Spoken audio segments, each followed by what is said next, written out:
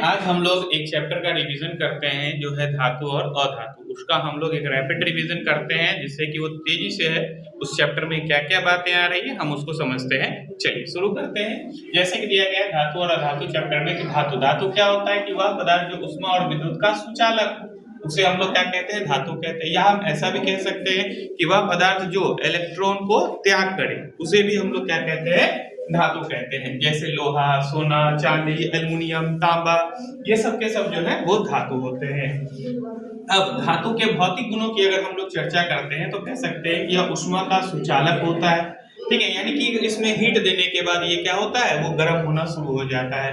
दूसरा, यह विद्युत का सुचालक होता है, अर्थात कह सकते हैं कि इसमें इलेक्ट्रिसिटी हम लोग पास आउट करते हैं, करंट पास आउट किया जाता है। ठीक है, इसके बाद यह तन्य होता है। तन्य का मतलब होता है कि उसको हम लोग पीट करके पतले से पतले तार के रूप में बदल सकते हैं।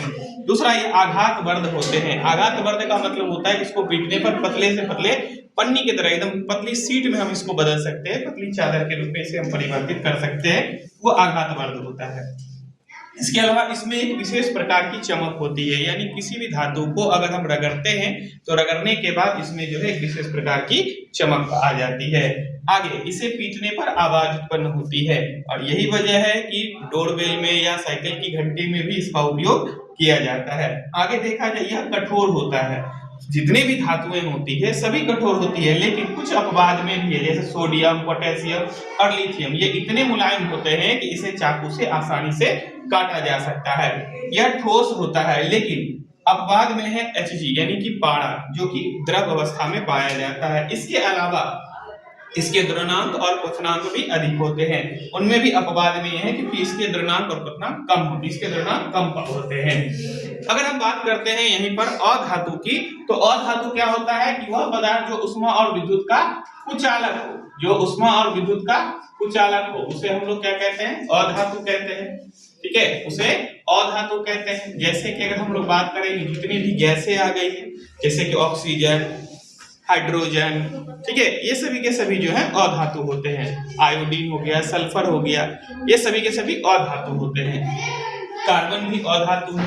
ठीक है, अगर हम देखेंगे कि अधातु के भौतिक गुण, तो यह ऊष्मा का कुचालक होता है।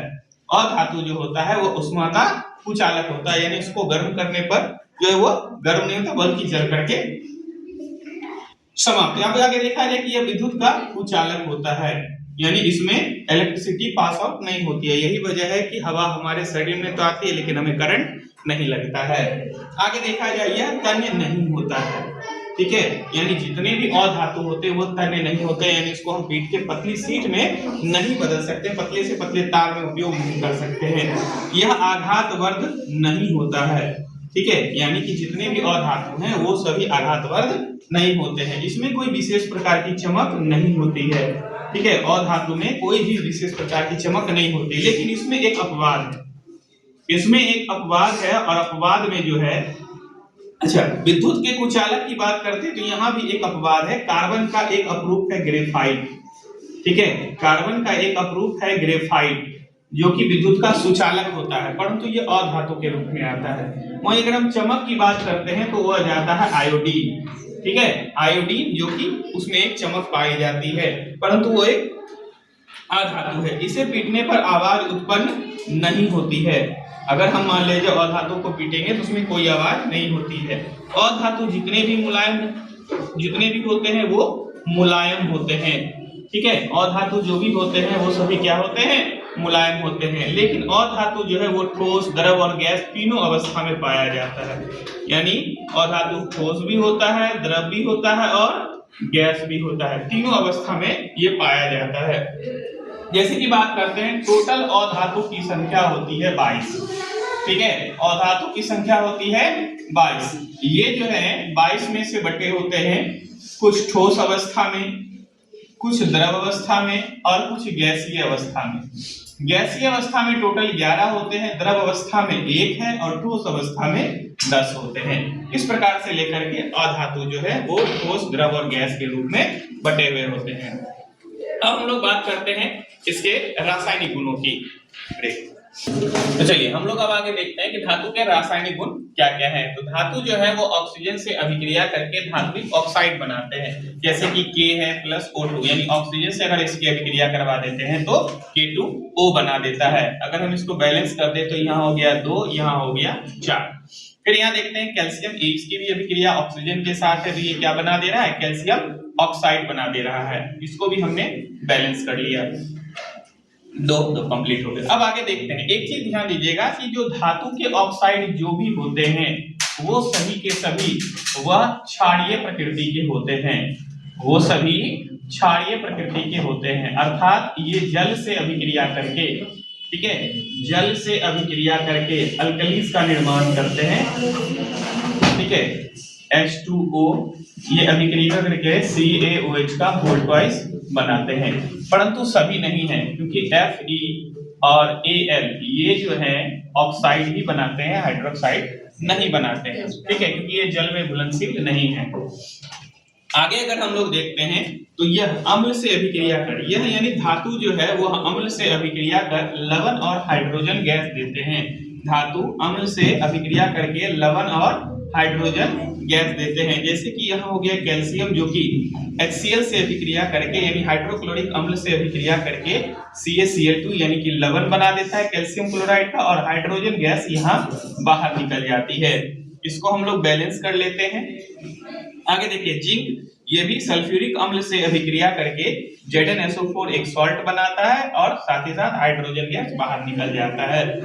आगे देखते हैं कि यह जो है यानी धातु जल से अभिक्रिया करके, यानी देखिए एक है ऑक्सीजन से अभिक्रिया, दूसरा अम्ल से अभिक्रिया और तीसरा जो है उसकी जल से अभिक्रिया है। तो धातु जो है जल से अभिक्रिया करके धातु के ऑक्साइड एवं हाइड्रोक्साइड बनाते हैं, ठीक है। कुछ ऐसे होते हैं जो ऑक्साइड का निर्माण करते हैं और कुछ ऐसे होते हैं जो हाइड्रोक्साइड का निर्माण करते हैं, ठीक है, और साथ ही साथ हाइड्रोजन गैस को भी रिलीज करते हैं। ध्यान रखिएगा हाइड्रोजन गैस जब भी बाहर निकलता है तो वो पॉप साउंड, यहाँ पर देखिएगा ये वाली अभिक्रिया मोस्ट इंपॉर्टेंट है और कई बार एग्जाम में पूछा जाता है। तो इसमें जो है वो पॉप साउंड बाहर निकालता है, ठीक है, जिसको हम लोग कहते हैं भप की आवाज निकालना, ठीक है। जैसे ही आता है कि यहाँ से जो हाइड्रोजन गैस रिलीज होती है, अगर हम वहां पर मोमबत्ती को लेकर के आते हैं तो वो भप की आवाज करते हुए जल जाती है। आगे अगर हम लोग देखते हैं, यहाँ पर थोड़ा सा ध्यान देने वाली बात ये है कि आखिर ये जो है कि कौन हाइड्रोक्साइड बनाएगा कौन ऑक्साइड बनाएगा, तो इसके लिए जो है हमें ध्यान देना होगा हमारे रिएक्टिविटी सीरीज को। तो रिएक्टिविटी सीरीज में जैसे क्या होता है, एक छोटा सा ट्रिक है कि कटरीना ने कार मांगा अल्टो जिनका फेवरेट प्रेमी सलमान है। आप अगर इसको थोड़ा सा ध्यान में रखते हैं, ये जो सक्रियता श्रेणी है इसको अगर आप ध्यान में रखते हैं, जो रिएक्टिविटी सीरीज है इसको अगर आप ध्यान में रखते हैं, तो जो ऊपर के तीन है ये मोस्टली जो है हाइड्रोक्साइड बनाते हैं, बाकी यहाँ से जो है ये ऑक्साइड ही बनाते हैं।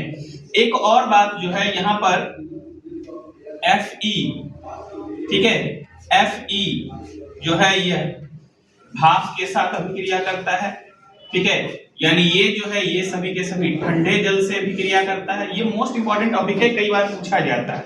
ये सभी के सभी ठंडे जल से अभिक्रिया करता है। मैग्नीशियम, जिंक ये जो है ये गर्म जल के साथ अभिक्रिया करता है, और एल्युमिनियम जो है ये जो है भाप के साथ अभिक्रिया करता है। एल्युमिनियम और आयरन ये सभी भाप के साथ अभिक्रिया करते हैं।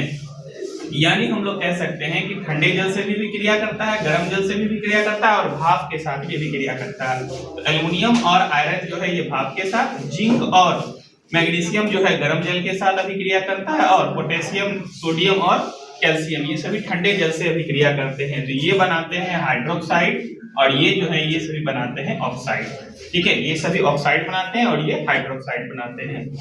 अब अगर हम लोग बात करते हैं अधातु के रासायनिक गुणों की, ठीक है, अगर हम बात करते हैं अधातु के रासायनिक गुणों की, तो वो क्या करता है कि जो अधातु जो होते हैं वो क्या करता है, वह ऑक्सीजन से अभिक्रिया करके अधात्विक ऑक्साइड बनाते हैं। जैसे कि कार्बन है, अगर उसकी अभिक्रिया ऑक्सीजन से कराते हैं तो ये CO2 बना देता है। फिर उसके बाद देखा जाए सल्फर है, अगर इसकी अभिक्रिया ऑक्सीजन से करा दे तो SO2 यानी सल्फर डाइऑक्साइड बनाता है। लेकिन यहाँ जो अधात्विक ऑक्साइड होते हैं ये अम्लीय प्रकृति के होते हैं, यानी अगर इसकी अभिक्रिया हम जल से करा दें, जैसे कि H2O से अगर हम अभिक्रिया करा देते हैं CO2 को, तो ये H2CO3 बना देता है, जिसको कि हम लोग सल्फ्यूरस अम्ल कहते हैं, यानी वो अम्ल का निर्माण करता है। अगर हम वही SO2 से अभिक्रिया कराएंगे, सर ये कार्बोनिक अम्ल है, ये कार्बोनिक अम्ल है, ठीक है। और वही H2SO3 का अगर निर्माण करता है तो इसको हम लोग सल्फ्यूरस अम्ल कहते हैं, सल्फ्यूरस अम्ल कहते हैं। यानी हम लोग कह सकते हैं कि ये जो जल के साथ अभिक्रिया करके जो भी अधात्विक ऑक्साइड होते हैं वो जल के साथ अभिक्रिया करके अम्ल का निर्माण करते हैं। दूसरा अगर देखें तो अधातु जो होती है वो अम्ल के साथ अभिक्रिया नहीं करती है और जल के साथ भी अभिक्रिया नहीं करती है, यानी अधातु केवल और केवल ऑक्सीजन के साथ ही अभिक्रिया करके अधात्विक ऑक्साइड बनाते हैं, ठीक है। अब हम लोग आगे देखेंगे कि धातु और अधातु कैसे एक दूसरे के साथ अभिक्रिया करके किसी यौगिक का निर्माण करते हैं। हम लोग अब देखते हैं कि धातु जो है वो अधातु के साथ कैसे बंध बनाते हैं। तो इनके आधार पर देखा जाए तो हमें थोड़ा सा बंध क्या होता है इसके बारे में जानना है, ठीक है। बंध क्या होता है कि ये किसी दो तत्वों के बीच जुड़ करके क्या करते हैं, अलग अलग प्रकार के यौगिक बनाते हैं। जैसे कि देखा जाए इसी के आधार पर बंध जो होते हैं वो आयनिक बंध भी होता है, आयनिक बंधन भी होता है, या इसको हम लोग आयनिक यौगिक भी कहते हैं, ठीक है। आयनिक बंधन एक होता है सहसंयोजक बंधन, सहसंयोजक बंधन हम जैसे ही आगे हायर क्लास में पढ़ेंगे तो वहां पर हमें और भी अलग अलग प्रकार के बंध के बारे में, जैसे उपसहसंयोजक बंध होगा, धात्विक बंध होगा, वो सब चीजें हमें आगे के क्लास में पढ़ने के लिए मिलेगी। तो आयनिक बंधन देखिए क्या होता है कि इसमें क्या होता है कि धातु जो है वह अधातु के साथ जुड़ा हुआ होता है, यानी जब धातु अधातु के साथ जुड़ा हुआ हो तो उनके बीच कौन सा बंध होता है, आयनिक बंध होता है। जब अधातु और अधातु दोनों आपस में जुड़े हुए हो, यानी अधातु के साथ जुड़ा हुआ हो, तो इनके बीच जो बंध होता है वो सहसंयोजक बंध होता है। जैसे कि देखिए हम लोग यहाँ पर देखते हैं कि आयनिक बंधन के लिए उदाहरण आ जाता है NaCl, MgO, CaCl2, MgCl2, ये सभी के सभी जो है आयनिक बंधन का निर्माण करते हैं। वहीं अगर सहसंयोजक बंधन की बात करते हैं तो CH4, ठीक है, फिर C2H2 ले सकते हैं, फिर उसके बाद H2O ले सकते हैं, CO2 ले सकते हैं। इन सभी के बीच जो होते हैं सहसंयोजक बंधन होते हैं। बात करते हैं सहसंयोजक बंधन की, तो ये तीन प्रकार के होते हैं। एक होता है एकल बंध, एक होता है एकल बंध, फिर होता है द्विबंधन, द्विबंधन, फिर होता है त्रिबंधन, ठीक है, त्रिबंधन। ये जो हमें देखने को मिलता है, जैसे कि अगर हम एकल बंध की बात करते हैं तो हाइड्रोजन इसके उदाहरण हो सकते हैं, क्योंकि हाइड्रोजन के पास एक इलेक्ट्रॉन और इसके पास एक इलेक्ट्रॉन। दरअसल सहसंयोजक बंधन जो बनते हैं वह इलेक्ट्रॉनों की साझेदारी के साथ, यानी ये इसको जितना देगा उतना उससे लेगा भी। तो ये क्या होता है कि इलेक्ट्रॉनों की साझेदारी के साथ जो है ये बंध बनाते हैं और तब इनके बीच जो है एक बंधन बनता है जिसको हम लोग सहसंयोजक बंधन कहते हैं। वहीं अगर आयनिक बंधन की बात करते हैं तो ये क्या करता है, या तो इलेक्ट्रॉन देता है या इलेक्ट्रॉन को ग्रहण करता है, दोनों में से कोई एक काम। अगर इलेक्ट्रॉन देगा तो जो देगा, जैसे कि मान लिया जाए NaCl की बात करते हैं, Na जो बनेगा, ठीक है, Na जो बनेगा तो Na के पास क्या होता है, इसकी संयोजकता होती है 281, अर्थात Na के पास एक इलेक्ट्रॉन वाहकम कक्षा में जो एक्स्ट्रा है। और वहीं क्लोरीन के पास देखा जाए तो टोटल 7 इलेक्ट्रॉन होते हैं। अगर हम Cl की बात करते हैं तो 2 8 7, बाहर में इसके कितने 7 इलेक्ट्रॉन होते हैं। तो ये क्या करता है, अपना एक इलेक्ट्रॉन इसको दे देता है, जिसके कारण इसके ऊपर आ जाता है पॉजिटिव चार्ज, जिसको हम लोग सोडियम आयन भी कहते हैं, और इसके ऊपर आ जाता है निगेटिव चार्ज, जिसको हम लोग क्लोरीन आयन कहते हैं। और ये सभी के सभी दोनों मिल करके आपस में NaCl का निर्माण करता है। वही अगर हम बात करते हैं इसमें, तो ये क्या होता है कि इलेक्ट्रॉन को शेयर करता है एक दूसरे के साथ, जितना दिया उतना लिया भी।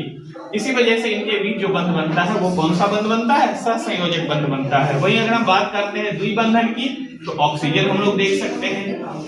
ठीक है, ऑक्सीजन क्या करता है? अपने 2 इलेक्ट्रॉन को इसके साथ शेयर करता है और ये दोनों एक दूसरे के बीच बंध बना लेते हैं, जिससे कि ऑक्सीजन के बीच जो है 2 बंध बनते हैं। वहीं अगर हम त्रिबंध की बात करते हैं, तो नाइट्रोजन के पास, क्योंकि नाइट्रोजन के बाह्यतम कक्षा में 5 इलेक्ट्रॉन होते हैं, ठीक है, तो इन्हें 3 इलेक्ट्रॉन की जरूरत होती है ताकि ये अपना अष्टक को पूरा कर सके। इसलिए ये 3 इलेक्ट्रॉन इससे ले लेते हैं, ये 3 इलेक्ट्रॉन इससे ले लेते हैं और दोनों एक दूसरे से शेयर करके N3 का निर्माण या N2 का निर्माण करता है, जिनके बीच ट्रिपल बॉन्ड बने हुए होते हैं। ऐसे और भी उदाहरण हैं, हम लोग आगे डिस्कस करेंगे अगले अध्याय में इस बंधन के ऊपर डिटेल से। चलिए ये जानेंगे कि धातुओं का निष्कर्षण कैसे किया जाता है। ठीक है, कि धातु का निष्कर्षण हम लोग कैसे करते हैं, इसके ऊपर हम लोग डिस्कस करेंगे। अब हम लोग आगे बढ़ते हैं धातु के निष्कर्षण को लेकर के। देखा जाए तो धातु के निष्कर्षण के लिए हमें क्या करना पड़ता है? सबसे पहले ये जानेंगे कि हमारे पास क्या क्या चीजें अवेलेबल है जहां से कि हम लोग धातु की प्राप्ति कर सकते हैं। तो अगर हम लोग देखें तो हमारे पास खनिज हैं, अयस्क हैं, जहां से कि हम लोग धातु की प्राप्ति कर सकते हैं। खनिज क्या होता है? खनिज तो प्रकृति में पाए जाने वाले वैसे पदार्थ होते हैं जिससे कि धातु व धातु ये सभी चीजें उसमें से मौजूद रहती है, परंतु अयस्क वैसे पदार्थ होते हैं जिनसे केवल और केवल धातु की प्राप्ति हम लोग करते हैं, वो अयस्क कहलाते हैं। दोनों प्राकृतिक चीजें ही हैं, ठीक है, परंतु खनिजों से धातु अधातु सभी चीजें मिल जाती हैं और अयस्क से हम लोग केवल धातु की प्राप्ति करते हैं। कुछ अयस्क जो होते हैं वो कार्बोनेट के रूप में होते हैं, कुछ सल्फाइड के रूप में होते हैं, कुछ सल्फेट के रूप में होते हैं, कुछ ऑक्साइड के रूप में होते हैं। तो अलग अलग रूपों में जो है अयस्क पाए जाते हैं। तो उनके आधार पर जो है हम लोग उनको अलग अलग भाग में बांटते हैं, जिससे कि अयस्कों का सांद्रण, यानी पहले अयस्कों का सांद्रण कर लेते हैं। सांद्रण करने का मतलब उसमें जो बड़े बड़े कंकड़ पत्थर वगैरह है उन सबको चुनना, उन सबको अलग करना। और कुछ ऐसी भी धातुएं होती है जिसको हम लोग चुंबकीय पृथक्करण के माध्यम से भी अलग कर पाते हैं। इसके अलावा गुरुत्व पृथक्करण किया जाता है और साथ ही साथ फेन प्लवन विधि मोस्ट इंपॉर्टेंट है एग्जाम के लिए, जो 10th में भी और 12th में भी दोनों जगह पूछा जाता है। और फेन प्लवन विधि में जो है सल्फाइड अयस्कों का विशेष रूप से सांद्रण किया जाता है, यानी जितने भी सल्फाइड अयस्क होंगे उनके लिए सबसे अच्छी विधि फेन प्लवन विधि मानी जाती है, जहां से कि उसको आसानी से प्राप्त कर लिया जाता है। यहाँ भी कुछ और भी विधियां दी गई है जिनके आधार पर हम लोग ये जानेंगे कि उसको हम लोग किस तरीके से प्राप्त कर सकते हैं। जैसे कि देखा जाए कि धातु का निष्कर्षण में अयस्क जो होते हैं उनको हम लोग 3 पार्ट में डिवाइड कर दिया। कुछ अयस्क ऐसे होते हैं जो उच्च क्रियाशील होते हैं, ठीक है, कुछ अयस्क ऐसे होते हैं जो उच्च क्रियाशील होते हैं और उनमें से सोडियम, पोटेशियम ये सभी चीजें जो आ जाती है वो उच्च क्रियाशील वाले होते हैं, जिनका विद्युत अपघटन करने के बाद वो कैथोड और एनोड पर जो है वो अलग अलग आ जाते हैं, जिससे अलग हो जाते हैं, जिसके कारण वहां से हमें डायरेक्टली शुद्ध धातु की प्राप्ति हो जाती है। कुछ ऐसे होते हैं जो मध्य क्रियाशील वाले होते हैं, जैसे कि अभी हमने थोड़ी देर पहले अभी सक्रियता श्रेणी के अंतर्गत देखा था, ठीक है।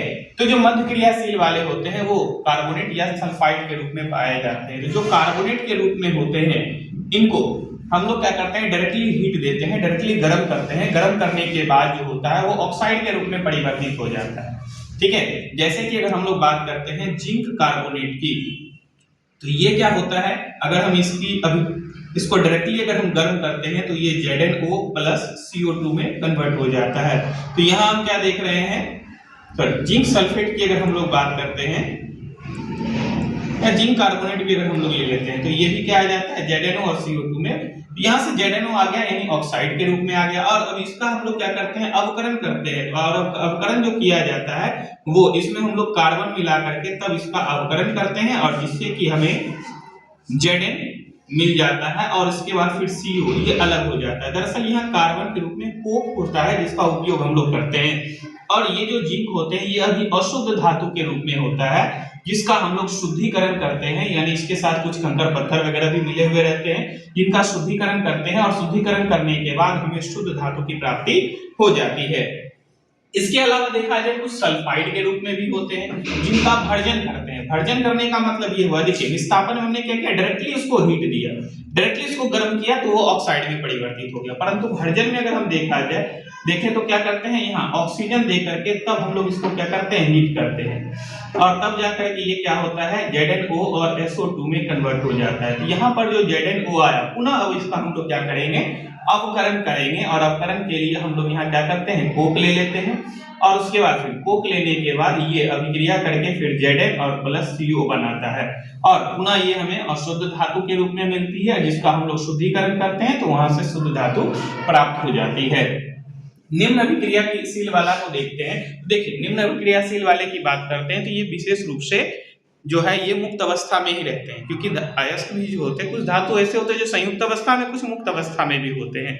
तो जो मुक्त अवस्था में होते हैं वो तो ऐसे भी उसको साफ करके, शुद्धिकरण करके या परिष्करण करके उसको प्राप्त किया जा सकता है, परंतु कुछ ऐसे भी होते हैं जिनमें हमें, जो कि हमें सल्फाइड के रूप में मिलते हैं। तो उस सल्फाइड के रूप में अगर है तो उसको हम लोग क्या करते हैं, सबसे पहले ऑक्साइड में चेंज कर लेते हैं। उसके लिए प्रक्रिया है हमारी भर्जन, भर्जन की क्रिया करते हैं और भर्जन की क्रिया करके, भर्जन का क्रिया करने का मतलब ये हो गया कि उसको ऑक्सीजन की उपस्थिति में गर्म करना, यानी वायु की उपस्थिति में गर्म करना।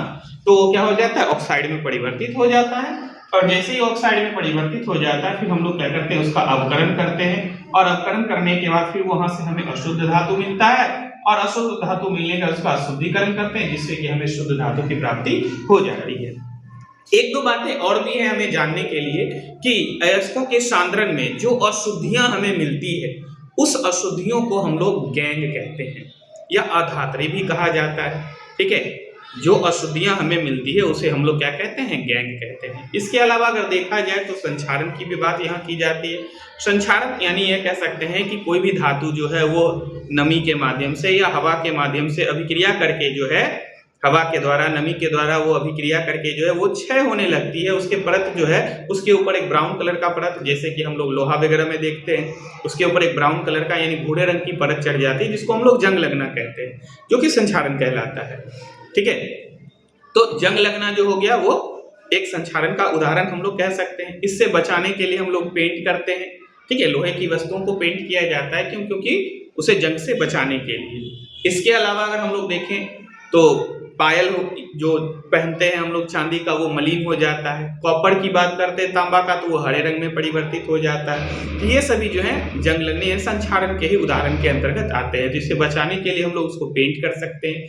इसके अलावा ऑयलिंग या ग्रीसिंग कर सकते हैं। साथ ही साथ जिंक की पतली परत उसके ऊपर चढ़ा दी जाए, जिसको हम लोग गैल्वेनाइजेशन की प्रक्रिया या यशद लेपन की प्रक्रिया भी कहते हैं, तो वो करने के बाद फिर उससे बचाया जा सकता है। ठीक है, धातु और धातु का आगे फिर इस तरह से और भी आपको मिलते हुए रहेंगे।